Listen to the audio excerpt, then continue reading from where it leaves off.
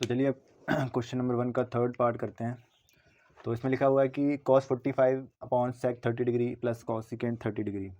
तो मैं आपको बार बार बोल रहा हूँ कि इस चैप्टर को, इस एक्सरसाइज को करने से पहले सबसे पहले आप मेरी ट्रिग्नोमेट्री टेबल की जो मैंने वीडियो बना रखी है वो देखिए जाके। उसमें आपको सारी वैल्यू पता लग जाएंगी कि कैसे फाइंड करते हैं sec 30 की वैल्यू, cosecant 30 की, cos 45 की, sin 30 की, sin 60 की। तो उसमें मैंने बहुत ही अच्छे तरीके से आपको समझाया कि कैसे हम ट्रिग्नोमेट्री की टेबल के हेल्प से सारी वैल्यू को ईजी तरीके से याद कर सकते हैं। तो इसमें तो बस मैं अपने वैल्यू पुट करूँगा, उस हमको सॉल्व कर दूंगा। तो इसमें आपको ज़्यादा क्लियर नहीं होगा जब तक आप वो वीडियो को देखेंगे नहीं, इसलिए मैं आपसे रिक्वेस्ट कर रहा हूँ कि आप वो वीडियो जाके जल्दी से देखिए।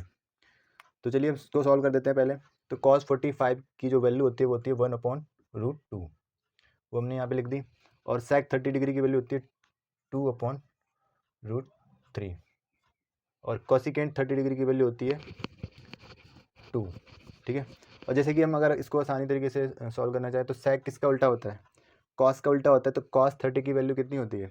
cos 30 की वैल्यू होती है √3/2। अगर हम इसका उल्टा कर देंगे तो ये क्या बन जाएगा? sec बन जाएगा। तो sec की वैल्यू क्या हो जाएगी? 2/√3। तो वही वैल्यू हमने यहाँ पे पुट कर दी है। उसी तरीके से जो साइन का जो उल्टा होता है वो कोसिकेंट थीटा होता है। तो साइन 30 की वैल्यू क्या होती है? 1/2 होती है। तो कोसिकेंट 30 की वैल्यू क्या हो जाएगी? 2 हो जाएगी, क्योंकि 1 नीचे आएगा, 1 का कोई वो नहीं होता कि 1 नहीं था। उसी तरीके से हमने कॉस का उल्टा sec लिख दिया और साइन का उल्टा कोसिकेंट लिख दिया। तो हमने यहाँ पे वैल्यू पुट कर दिया। आई होप आपको समझ आ गया होगा।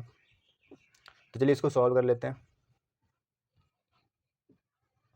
तो देखिए यहाँ पे क्या होगा, यहाँ पे ये √3 से मल्टीप्लाई कर देंगे हम 1/√2।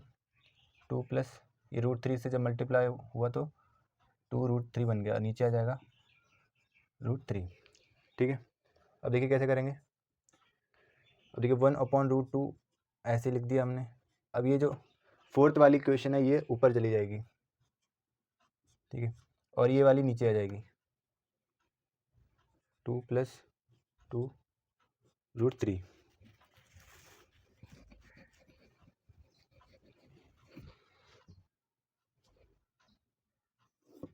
अब देखिए ये √3 1 से मल्टीप्लाई हो गया तो √3, और ये किससे मल्टीप्लाई होगा? ये इससे मल्टीप्लाई हो जाएगा 2 ब्रैकेट में 2 + √3। ठीक है। अब देखिए ये अंदर मल्टीप्लाई हो जाएगा इससे,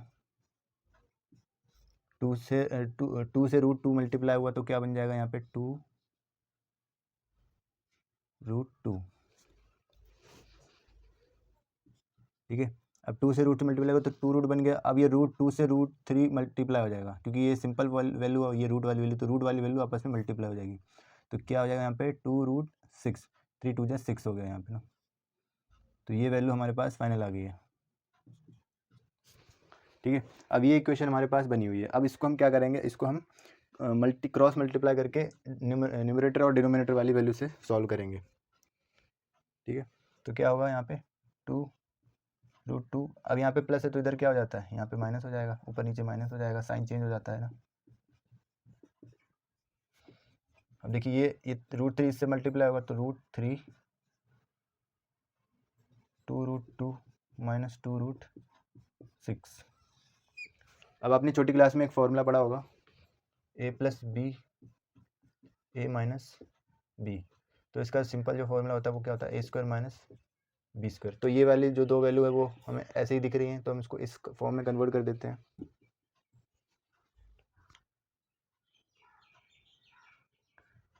तो 2√2 - 2√6 का होल स्क्वायर, इस फॉर्म में ये कन्वर्ट होगी। अब देखिए इसको कैसे सॉल्व करते हैं। अब देखिए ये √3 है ना, ये √2 से मल्टीप्लाई हो जाएगा, क्योंकि रूट वाली वैल्यू जो आपस में मल्टीप्लाई हो जाएंगी, बाकी ऐसे ही सेम रहेंगी। तो √3 से हमने √2 को मल्टीप्लाई कर दिया तो यहाँ पे क्या हो जाएगा? 2√6। 3 2 6। वैसे ही ये √3 इससे मल्टीप्लाई हो जाएगा तो ये क्या हो जाएगा? 2√6 3 18। ठीक है। अब ये जब स्क्वायर खुलेगा तो 2 2 4 हो जाएगा और रूट से स्क्वायर जो है कट जाएगा, तो यहाँ पे क्या आ जाएगा? 4 4 2 8। और यहाँ पे जब ये कटेगा तो 4 हो जाएगा, यहाँ पे 6 होगा, तो 4 6 4 24। ठीक है। तो यहाँ पे ये क्या हो गया? -16। ठीक है। ये -16 होगा। यहाँ पे क्या आपको 2 कॉमन दिख रहा है, तो 2 को हमने बाहर ले लिया, अंदर क्या बचेगा? √6 - √18। ठीक है। तो √6 माइनस √18 बच गया। तो 18 को हम क्या लिख सकते हैं, यहाँ पे 18 के देखिए क्या लिख सकते हैं, ये 9, ये 3, ये 1, यानी 2 3 3, तो 3/2, 3√2 लिख सकते हैं ना यहाँ पे, √6 3√2 लिख सकते हैं, नीचे अपॉन में 16, तो 2 8 जा 16 होता है। तो यहाँ पे क्या बच जाएगा, √6 माइनस 3√2 माइनस का 8। ठीक है, अब देखो अगर हमें ये न्यूमरेटर में माइनस का साइन नहीं हमें लगाना है तो हम क्या करेंगे, इसको चेंज कर देंगे। तो 3√2 आगे कर दिया और माइनस √6 पीछे हमने कर दिया, और यहाँ पे ये साइन जो माइनस का ये प्लस में बदल जाएगा। तो यही हमारा आंसर है। एक बार अच्छे से देख लीजिए, मैं आपको फिर से रिपीट कर देता हूँ।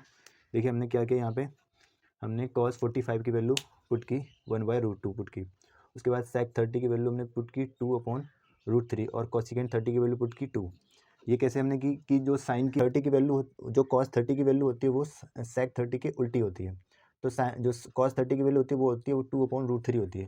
तो sec की क्या बन जाएगी, 2/√3 बन जाएगी। उसी तरीके से जो sin 30 की वैल्यू होती है वो cosecant की उल्टी होती है, तो वो हमने यहाँ पुट कर दी। अब देखिए हमने √3 को इससे मल्टीप्लाई कर दिया, ये यहाँ पे आ गया, √3 नीचे रहेगा। उसके बाद हमने इसको अरेंज करके यहाँ पे लिख दिया, ये √3 से मल्टीप्लाई हो गया, ये 2 इससे मल्टीप्लाई हो गया। फिर हमने क्या किया, ये √3 ऐसे मल्टीप्लाई करके यहाँ पे लिख दिया और ये नीचे वाला भी यहाँ पे लिख दिया। उसके बाद हमने न्यूमरेटर एंड डिनोमिनेटर वाला फॉर्मूला जो होता है वो हमने लगा दिया, क्रॉस मल्टीप्लाई कर दिया। ये जो अंदर जो नीचे वाला साइन होगा वो ऊपर नीचे में बदल जाएगा।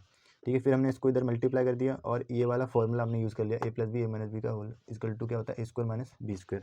ये हमने पुट कर दिया। फिर हमने स्क्वायर करके इसको यहाँ पे खोल दिया। फिर हमने 2 कॉमन लेके इसको माइनस करके काट दिया, तो -8 आ गया। अब हमने यहाँ पे क्या किया, यहाँ पे हमने इस माइनस साइन को हटाने के लिए इसको बदल दिया, आगे पीछे वाली वैल्यू को आगे लिख दिया, आगे वाली वैल्यू को पीछे लिख दिया, जिससे कि हमारा जो आंसर है, जो न्यूमरेटर का जो आंसर है वो प्लस में आ गया है। तो ये हमारा सोल्यूशन है। तो वीडियो अच्छी लगी हो तो वीडियो को लाइक कीजिए, चैनल को सब्सक्राइब कीजिए, ज़्यादा से ज़्यादा बच्चों तक